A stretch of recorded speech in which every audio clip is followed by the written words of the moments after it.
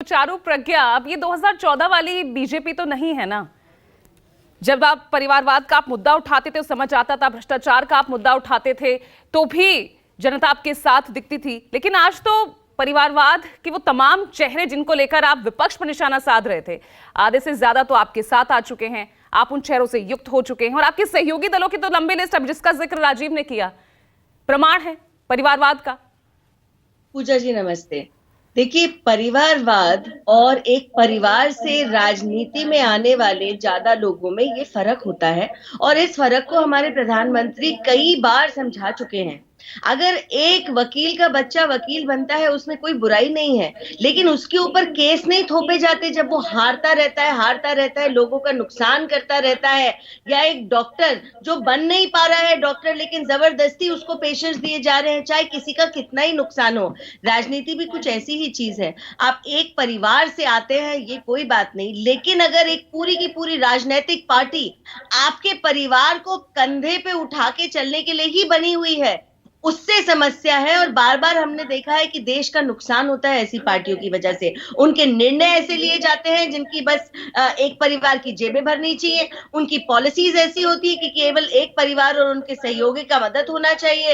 यहाँ पर देश प्रेम की कोई बात नहीं है, अपने देश को आगे बढ़ाने की कोई बात नहीं है, जनता के लिए पॉलिसीज होने की कोई बात नहीं है। और ये बार बार लगातार हमने देखा है।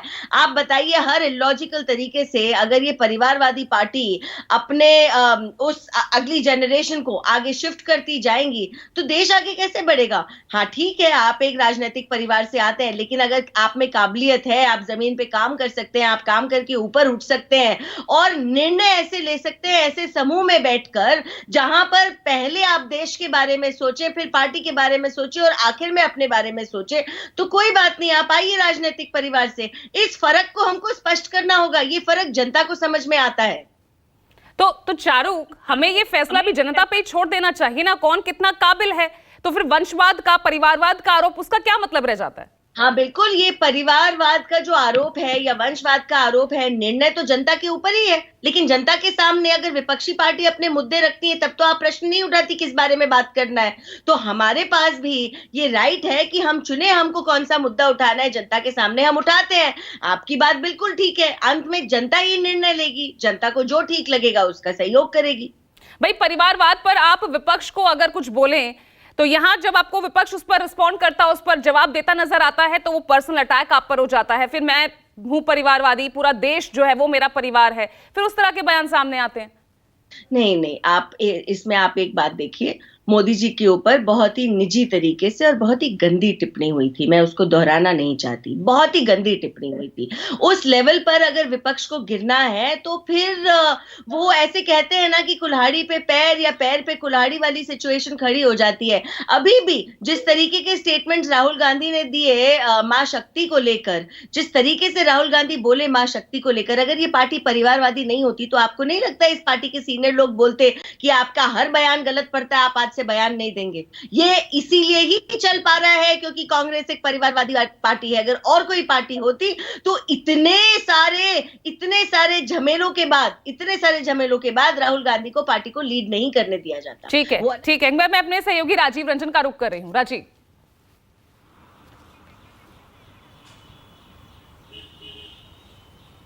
देखिए पूजा, मैंने जैसा कहा आपको, 5-6 परिवारों का मैंने नाम लिया, तो बीजेपी या सत्ता पक्ष एनडीए के लोगों से हमेशा ये सवाल पूछा जाना चाहिए कि आप उन्हीं 6 परिवारों की बात कर रहे हैं या जो 12 परिवार 15 परिवार आपके यहाँ हैं आप उनकी भी बात कर रहे हैं। आप देखिए, गृह मंत्री अमित शाह से कल राज ठाकरे मिलने गए थे तो उनके बेटे उनके साथ थे। जब भी आपने ओम प्रकाश राजभर का गृह मंत्री या जेपी नड्डा, भारतीय जनता पार्टी के अध्यक्ष नड्डा जी के साथ मुलाकात देखेंगे तो हमेशा ओम प्रकाश राजभर के साथ उनके बेटे होते हैं। ये सारे जो एनडीए के लोग हैं वो अपने परिवार के साथ ही तो बीजेपी के लोगों से मिलने के लिए जाते हैं। तो ये जो 5 फैमिलीज मैंने बताया, मुलायम सिंह, मायावती, लालू यादव, ममता बनर्जी और स्टालिन फैमिली, ये सारे आरोप बीजेपी के इन्हीं 6 परिवारों, 5-6 परिवारों के खिलाफ है ना। बाकी तो जयंत चौधरी, चिराग पासवान, ज्योतिरादित्य सिंधिया, जितिन प्रसाद, आरपीएन सिंह, ये जितने चेहरे परिवारवाद के दूसरे थे वो सब तो एनडीए के पाले में है।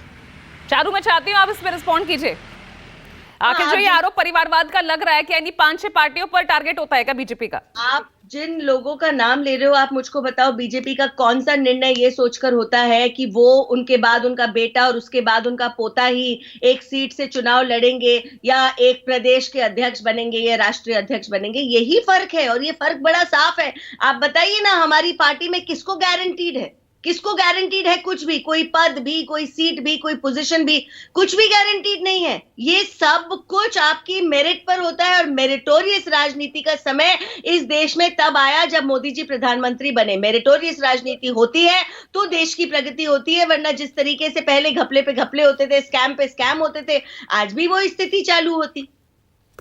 चारू प्रज्ञा, फिर वसुंधरा राजे के बेटे, उनको टिकट देना, अनुराग ठाकुर हमारे सामने एक बहुत बड़ा एग्जाम्पल हैं और तमाम बीजेपी के वो चेहरे, यहाँ पर उनका भी जिक्र किया राजीव ने। आता है पूजा जी, एक मिनट, एक फर्क समझिए। टिकट के बाद अगर एक आप जिसका नाम ले रहे हैं अनुराग जी 5वीं बार चुनाव लड़ेंगे, तो वो 20 साल से सांसद है, जीत कर आते हैं जनता के सपोर्ट के साथ। पर क्या इसका मतलब ये है कि अनुराग ठाकुर को हिमाचल प्रदेश का अध्यक्ष बना दिया या आज राष्ट्रीय अध्यक्ष बना दिया या उनके पिताजी को बना रखा था? ऐसा बिल्कुल भी नहीं है और यही तो फर्क है। ओम प्रकाश राजभर की पार्टी क्या आगे उनकी विरासत उनके बेटे नहीं संभालेंगे? अनुप्रिया पटेल, उनके पति आशीष पटेल, वो यूपी सरकार में मंत्री। कहीं ना कहीं परिवारवाद है ना, हावी तो है। अगर आप अपनी पार्टी में नहीं कह रहे तो आपके जो तमाम आपके साथ खड़े आपके सहयोगी दल, वहां पर तो परिवारवाद है ना। और मुझे ये बताइए, देश का कौन सा निर्णय ऐसा कोई इंसान ले रहा है? मैं तो ये कहती हूँ कि एक पार्टी को जब एक ही परिवार चलाता है वो पार्टी है ही नहीं। वो तो आपके खुद के घर का बिजनेस है, आपकी जॉइंट फैमिली, आप उसको समझिए, ठीक है चारू प्रज्ञा।